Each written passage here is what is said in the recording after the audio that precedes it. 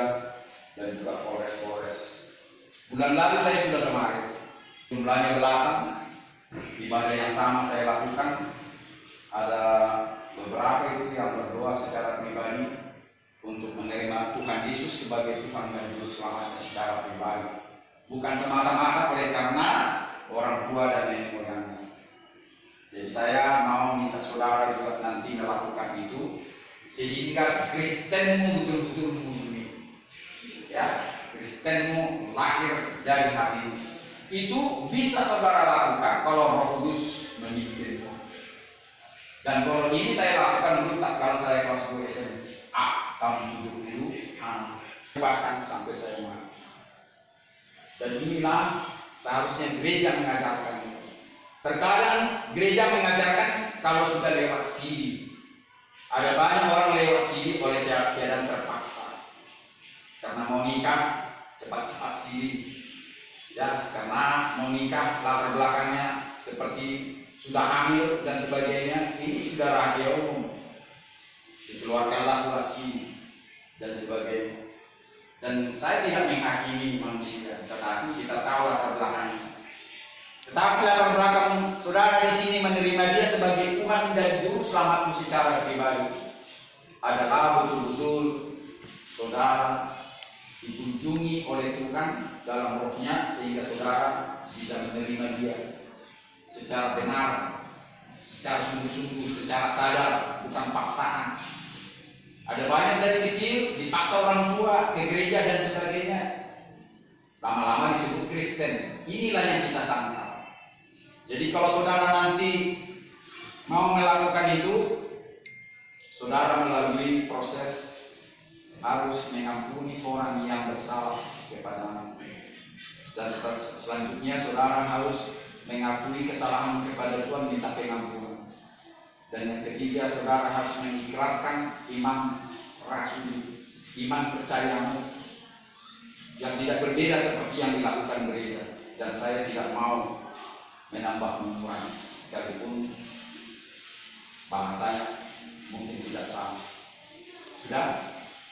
Saya sudah jelaskan itu. Tadi saya bertanya siapa yang di sini memakai jimat-jimat kedukunan, semua tidak ada.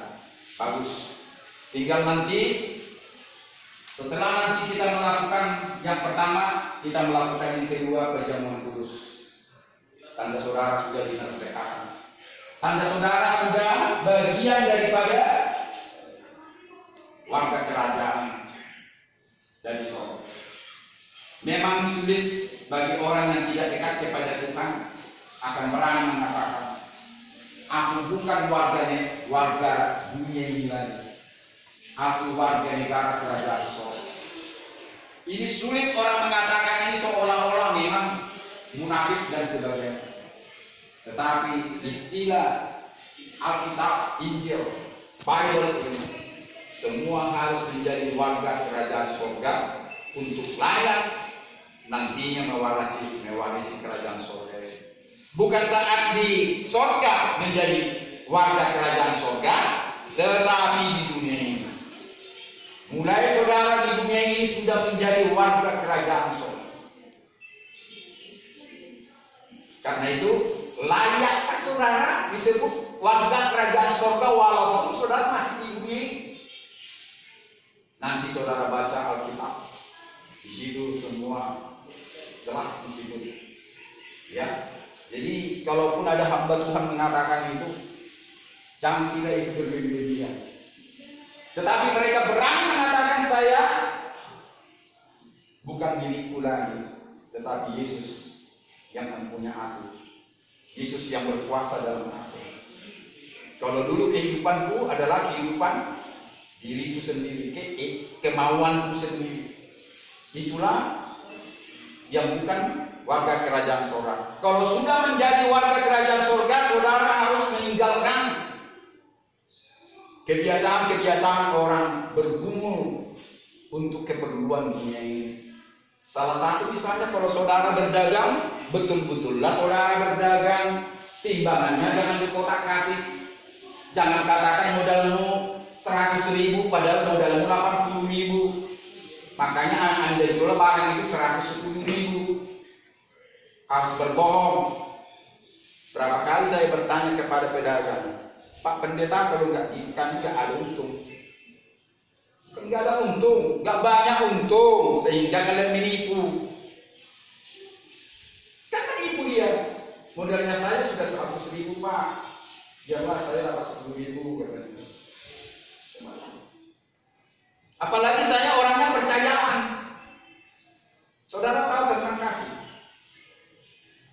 Kasih itu nanti kita baca itu dalam pertama Korintus 13, ya 13 ayat itu. Salah satu di situ adalah kasih menutupi segala sesuatu, percaya segala sesuatu, mengharapkan segala sesuatu, sabar menanggung segala sesuatu. Itulah kasih. Ini saya bagikan kepadamu. Ini Bible Alkitab yang dikeluarkan oleh dunia penginjilan, namanya The Gideon. The Gideon Internasional ini sengaja memberikan dana untuk diperbanyak ini, ya, khususnya termasuk kepada penjara-penjara, termasuk dalam keadaan banjir, termasuk dalam keadaan peperangan dan sebagainya. Karena itu tidak semua di sini dibuat kitab Musa, hanya perjanjian baru, kalaupun nanti terkadang dibuat Mazmur dan Amsal. Ini saya berikan kepadamu.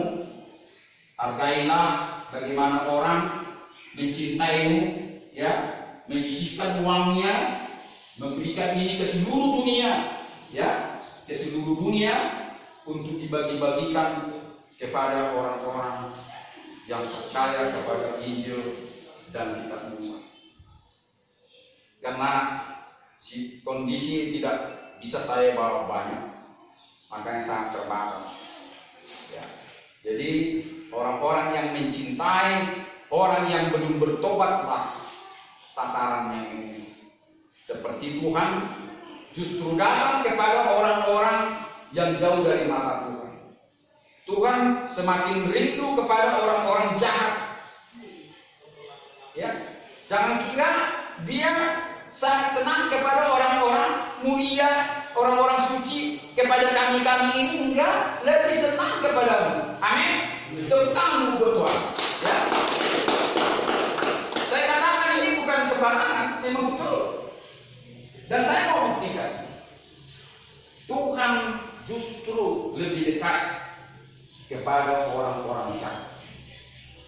Saudara belum seberapa jahatnya, saya kira.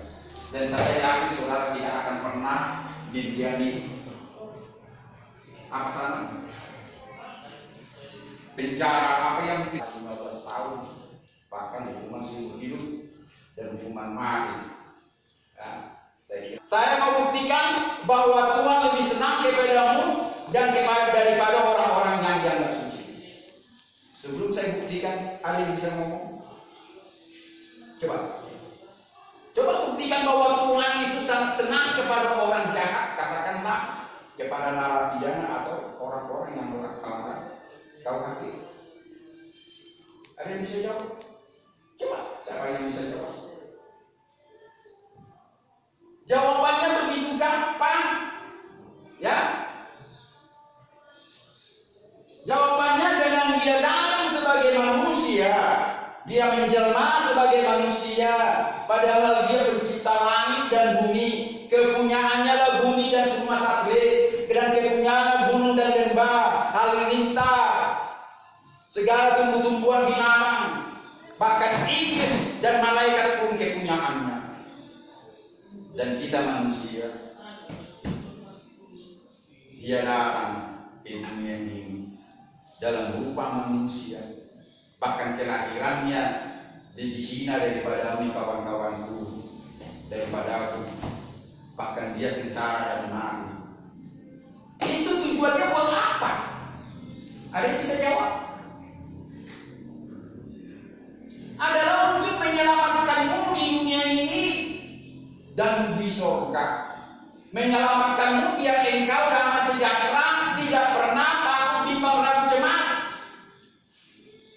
Ada banyak di dunia ini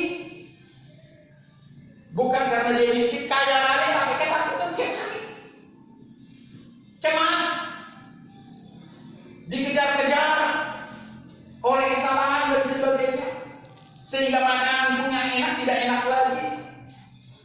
Buat apa seperti itu? Jadi inilah saya buktikan, kalau dunia tidak jatuh dalam dosa, kalau Adam dan Hawa dulu tidak jatuh ke dalam dosa, dia tidak mau datang menjelma di dalam diri Yesus Kristus. Amin. Tepuk tangan dulu sama dia. Karena itulah saya buktikan kepadamu, Tuhan mencari orang-orang penjahat berdosa. Bukan mencari kami ini yang bicara-bicara dalam dunia penginjilan. Kecuali memang banyak juga pendeta-pendeta binal, pendeta-pendeta yang korupsi dan sebagainya dan jahat. Banyak. Dan saya tidak menghakimi pendeta-pendeta yang tujuannya untuk uang semata-mata, bukan mencari jiwa-jiwa. Tuhan mau penyakit-penyakit.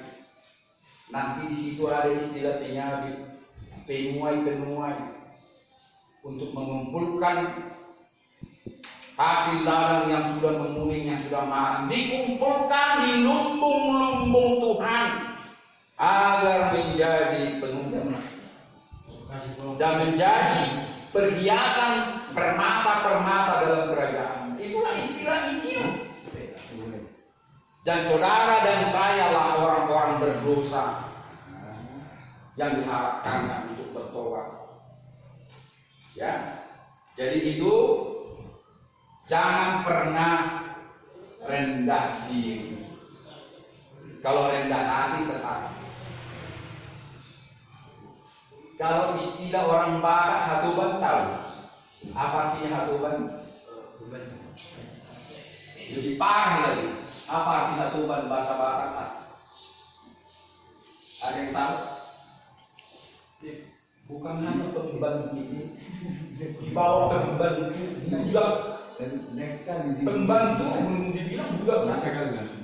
Hatuban itu yang orang yang paling murah harganya. Kalau zaman dulu di Timur Tengah itu diperjualbelikan. Kalau di Afrika mungkin masih berjalan. Hatuban itu bisa tuannya mau sesuka hati, bisa menjual lagi sama orang lain, tak berharga.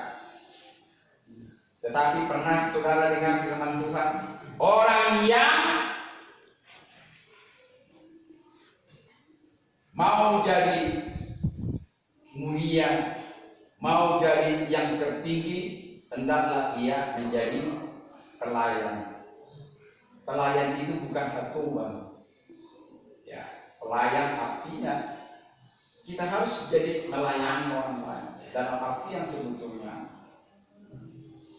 Banyak pimpinan-pimpinan yang berpangkat bahkan presiden, tetapi sesungguhnya dia itu hatuban. Artinya apa? Pimpinan itu rendah hati. Tidak harus hatuban itu selalu tangannya di pinggang begini menunjukkan dia punya kuasa. Bukan itu menandakan bahwa dia yang berpangkat tinggi. Tidak harus seorang raja atau presiden bicara angkuh dan sombong. Tidak harus orang kaya bicara hal yang tinggi. Orang miskin belum tentu dia hatuban. Orang di kota-kota besar menjadi pemulung itu belum tentu dia hatuban. Belum tentu dia di mata Tuhan orang yang paling rendah. Orang yang paling rendah adalah orang yang sombong dan yang menganggap dirinya lebih mulia dari orang lain. Orang yang menganggap dirinya lebih berharga dari orang lain. Tetapi orang yang berharga di mata Tuhan, orang yang rendah hati dan yang mau melayani sesama manusia. Sekalipun dia miskin, dia mampu melayani orang-orang kaya. Jangankan orang miskin, orang sekaya apapun dia sanggup memberi. Itu baru namanya orang yang berharga di mata Tuhan. Jadi sekali lagi saudara harus sadar, ini belum langkah terakhir bagi ya. Ada banyak orang yang sudah dipenjara, ada banyak orang yang masih dalam pemeriksaan polisi menganggap dirinya sudah berakhir, seolah-olah sudah tamat, tak punya masa depan lagi. Saya mau katakan kepada kawan, loh, cuma memang di mata orang kalian adalah orang-orang yang paling hina. Dan sering saya pertanyakan kepada orang-orang dalam pelayanan saya di penjara maupun di dalam tahanan polisi, di manakah tempat paling hina di dunia? Ada yang bisa jawab? Tempat yang paling hina di dunia di mana, coba? Cepat. Cepat. Yang bisa jawab? Di mana? Di tempat ini. Di tempat kau duduk sekarang. Inilah tempat paling hina. Kenapa saya katakan bisa jawab? Bisa? Tidak bisa jawab juga. Karena saudara tidak merdeka. Tepuk tangan sama Tuhan. Saya tidak tepuk tanganmu. Saudara mengenal dirimu adalah dunia mengatakan orang-orang paling hina. Saudara terima? Maafkan saya kalau saya sudah mengadilimu. Untuk kau dikatakan bersalah bukan Pak Polisi. Ya Pak Polisi. Bukan Pak Polisi yang mengatakan saudara sudah bersalah. Diduga bersalah. Disangkakan pelaku kejahatan. Bukan? Siapa lagi? Jaksa sudah mengatakan engkau bersalah? Hah? Belum, tapi dia mendakwa. Saudara didakwakan. Untuk saudara dikatakan bersalah siapa? Siapa yang mengatakan kau bersalah? Hah? Ya satu, dan kedua yang memutuskan engkau menyatakan bersalah siapa? Jokowi atau siapa? Menteri siapa? Majelis Hakim. Ada yang sudah 2 kali mengalami seperti ini. Baru sekali ini, semua. Bukan karena saya pendeta. Baru kali ini. Kalau baru kali ini mengerti ya struktur hukum yang menyatakan saudara bersalah kawan Majelis Hakim. Amin.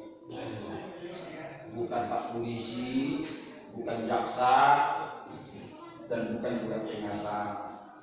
Dan pengacara juga tidak berhak menyatakan engkau bersalah kalau memang terbukti bersalah. Paling-paling pengacara mengurangi hukumanmu. Amin. Itu tugas pengacara. Bukan membuat yang salah menjadi benar, benar menjadi salah. Tidak. Saya juga pengacara. Artinya kalau engkau sudah bersalah betul-betul, kita juga.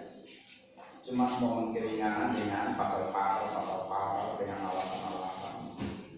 Tidak harus. Kita lawan polisi, kita lawan jaksa untuk mengatakan engkau tidak bersalah. Tidak. Kalau memang sudah terbukti engkau bersalah, kita turuti pemeriksaan polisi dan jaksa sehingga hakim memutuskan. Cuma minta keringanan. Amin. Yesus hakim segala hakim. Dan saya tidak mengatakan hakim nanti adalah hakim yang sudah benar di mata hukum. Karena dia juga seorang manusia yang tidak bisa lepas dari kesalahan, baik disengaja maupun tidak disengaja. Dan kebanyakan disengaja. Ya, amin. Tuhanlah yang tahu. Amin. Jadi sekali lagi saya katakan, jangan pernah dendam sama Pak Polisi yang menangkap kawan. Ini tugas. Untuk itulah polisi dijabalkan, dibikin tugas untuk menangkap, memeriksa orang-orang yang diduga melakukan kejahatan. Dan jaksa ditabalkan atas sumpah mempelajari hukum apa yang dijatuhkan kepadamu untuk didakwa. Jadi jangan salahkan jaksa, itu memang harus ada. Baru dari bawah saudara dalam persidangan, hakimlah yang menentukan. Hakim tidak pro polisi, hakim tidak pro jaksa, dan tidak pro dengan engkau, tapi pro dengan siapa? Pro dengan hukum. Hukum itu adalah bagaimana data-data penyelesaianmu, yaitulah yang keluar dari majelis. Dia tidak memihak ke jaksa, dia tidak memihak kepada dan tidak memihak daripada laporan polisi. Jadi inilah bagaimana proses nanti saudara dikeragakan kepada perbuatan. Saya tidak mau tahu apa yang saudara disangka, tapi kebanyakan dari tangan polisi itu narkoba dan perjudian. Narkoba mau cari kekayaan, perjudian mau cari kekayaan. Padahal itu sudah diundangkan jangan melakukan perjudian dan penjualan barang-barang yang dilarang oleh negara. Saudara lakukan menyediakan yang diperlukan. Tumbuh-tumbuhan disediakan oksigen, tumbuh-tumbuhan disediakan tanah yang subur, tumbuh-tumbuhan disediakan air. Binatang juga disediakan binatang yang kecil untuk dimakannya. Gunung-gunung diperlukan api sehingga meledak dan sebagainya. Halilintar, kilat semuanya. Itu kebutuhan mereka.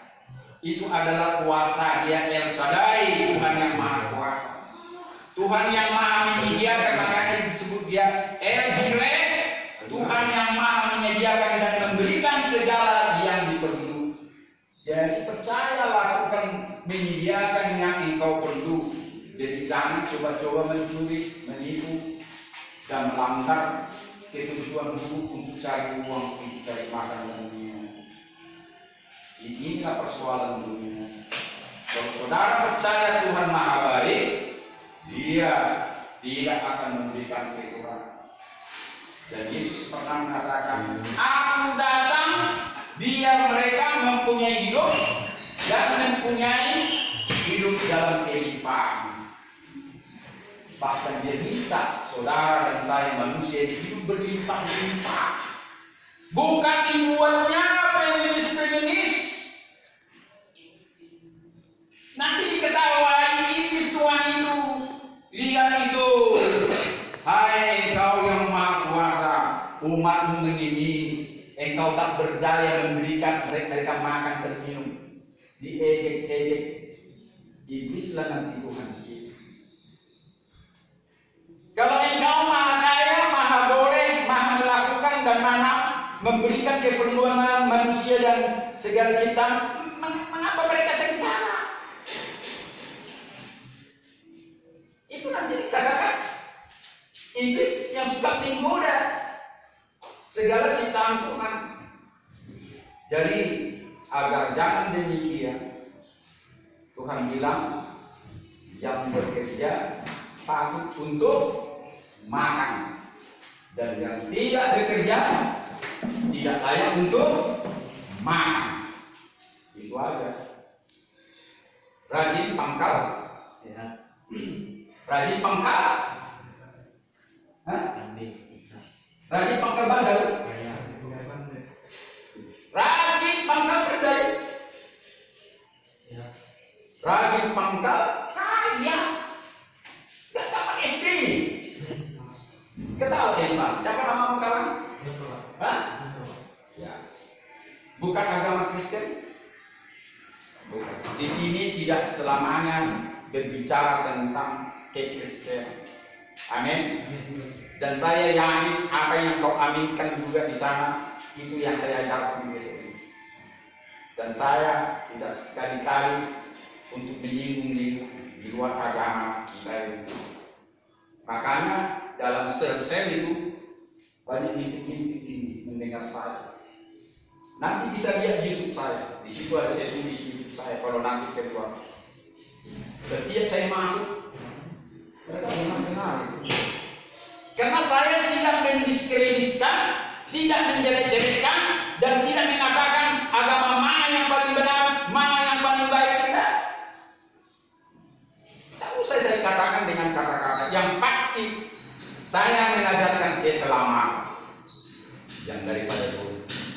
Itu saja intinya. Dan Injil dan buku Musa dibuat seperti ini. Tujuannya adalah biar saudara percaya bahwa ada juru selamat dunia. Juru selamat dunia, iblis atau Tuhan? Pencipta langit dan bumi. Tuhan pencipta langit dan bumi, juru selamat. Nah, betul? Betul? Juru selamat itu pencipta langit dan bumi. Betul atau salah? Yang salah iblis. Dua-duanya salah, kawan. Cocok kalian dengan pertanyaan saya. Makanya banyak orang Kristen tidak bisa membedakan yang Rahman dan yang Rahim. Ingat, pendeta mungkin selama ini tidak mengajarkan itu. Juru selamat itu bukan Tuhan. Juru selamat itu bukan pencipta langit dan bumi. Juru selamat itu manusia. Makanya disebut juru selamat. Siapa juru selamatmu? Manusia. Aku manusia juru selamat yang namanya Yesus, yang sudah mati dengan saya, untuk saya. Tuhan orang Kristen berapa hari mati? Berapa hari mati Tuhan? Terus ini berapa hari mati Tuhan? 3 hari. Terus Tuhan mau naik ke surga? Betul? Tuhan mau naik ke surga? Ke neraka kau kawan. Berapa tahun kalian sudah Kristen? Tuhan tidak pernah mati dan Tuhan tidak usah naik ke surga. Yang mati itu manusia, kawanku, saudaraku, jangan salah. Yang naik ke surga itu juga manusia, yaitu juru selamatmu, juru selamatku. Buat apa Tuhan naik ke surga?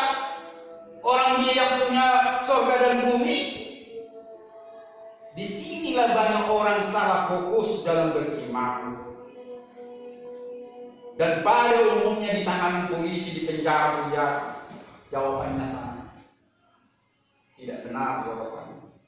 Dia lupa bahwa Yesus itu Rahman dan Rahim. Yang mati itu bukan Tuhan. Makanya ada yang menghina orang Kristen. Pertama, orang Kristen Tuhannya tidak. Orang Kristen Tuhannya mati. Kalau Tuhanku mati, ngapain saya bertuhankan? Tuhan itu, saya ganti Tuhan saya. Tuhan tidak pernah mati. Yang mati itu Yesus.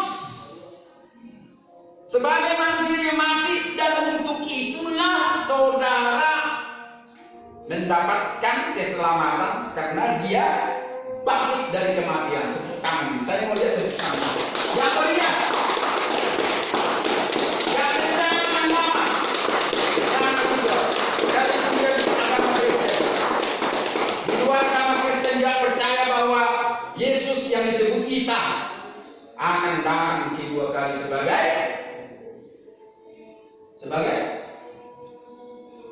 manusia dia datang. Jangan saudara anggap dia tetap Tuhan dan sebagainya. Tuhan itu menjelma di dalam manusia yang dirinya adalah Tuhan dan manusia.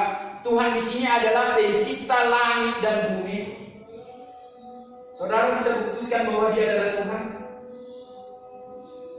Coba, ada sebelum dia mati dan naik ke surga. Bisa? Dia menyembuhkan orang sakit, bahkan membangkitkan orang mati. Ya. Dan dia membuat mukjizat-mukjizat. Anggur dibuatnya dari air. Ya. Roti 3 potong, ikan 2 potong, makan 5.000 orang, bahkan lebih. Sudah? Itulah terbukti bahwa Yesus bukan hanya manusia. Bahkan waktu itu Maria mengatakan, anakku, lakukan sesuatu. Karena pesta sudah habis anggur, kasihan mereka. Yesus mengatakan apa? Belum saatnya, mamaku. Dia di situ umur 30 tahun kira-kira. Nah, tetapi Yesus kasihan juga melihat tamu begitu banyak, hampir sudah habis. Dijadikanlah anggur dari air, kumpulkanlah air. Disuruh orang-orang mengumpulkan di dalam drum, dan dia berdoa agar air yang jadi anggur, dan terjadilah mujizat. Yang pertama dilakukan yaitu air menjadi anggur, dan anggur itu tidak ada duanya enak, paling enak. Dan sampai orang sakit sembuh, dan orang mati bahkan dibangkitkan. Siapa yang dibangkitkan oleh Yesus yang saudara ingat? Lazarus, siapa lagi? Putri Jairus, siapa lagi? Ada pemuda yang lagi mau dimakamkan, sedang diusung ke pekuburan. Datang Yesus, "Hai pemuda, turunlah, bangkitlah ya." Turun dia dari keranda itu. Itulah buktinya bahwa dia bukan hanya sekedar manusia. Dan sebagai manusia, saudara bisa buktikan. Waktu sekolah minggu kan diajari itu. Sebagai manusia dia lapar dan haus dan merasa sakit. Ya.